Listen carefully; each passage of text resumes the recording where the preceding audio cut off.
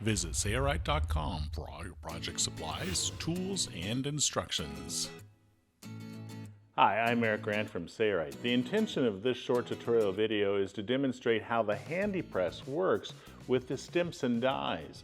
The Stimpson tool is typically called the 405 bench press. Before we get started, I need to tell you we're only going to demonstrate one die, and that die is for the number 2 self-piercing grommets, those stainless steel grommets. But all the Stimpson dies work in a similar way in the HandyPress tool. Let's get started. Before we get started, you need to know that the HandyPress may just be the best hand press ever made.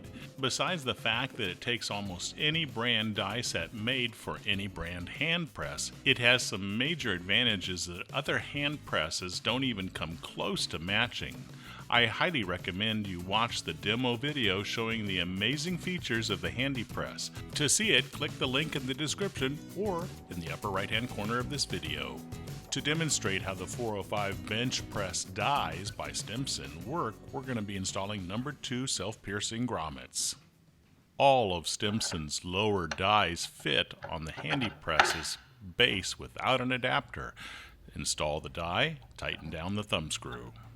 In preparation for the upper die to be installed, remove the thumb screw from the side of the HandyPress tool.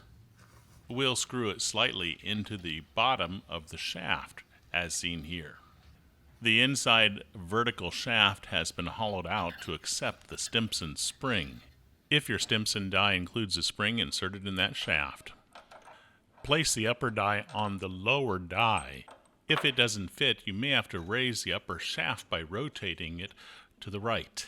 Now position the upper die on top of the lower die, then depress the lever of the HandyPress all the way down.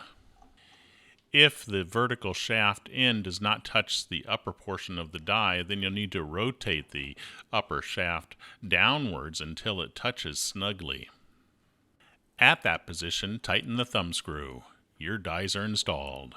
The shaft can be turned to raise or lower it. The objective for these Stimpson dies is to have the upper die come in contact with the lower die, so continue to raise or lower the shaft until they do. When the dies meet like this, that's the optimal position. At that position, the lever of the HandyPress should be level or slightly downward. Now you have the sweet spot, similar to what you get when using vice grips. It's now time to load the dies. The male portion goes on the upper die as seen here, and the washer portion goes on the lower die. Typically, self-piercing grommets are punched through vinyl. This is a Sailrite vinyl, 2 layers, and we'll just simply pull the lever down to install that self-piercing number 2 grommet. If the first grommet is not installed appropriately, you can always adjust the upper shaft for more compression or less compression.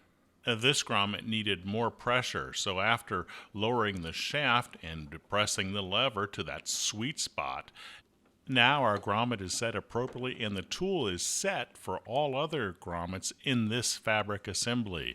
So all we need to do is reload the dies and depress the lever to install these grommets as fast as possible in our fabric application. This is one example of all the Stimpson dies working in the HandyPress. The HandyPress will also work with multiple other brands and types of dies. We hope this video has been helpful. Check out our website to find out what other types and brands of dies will work with the HandyPress.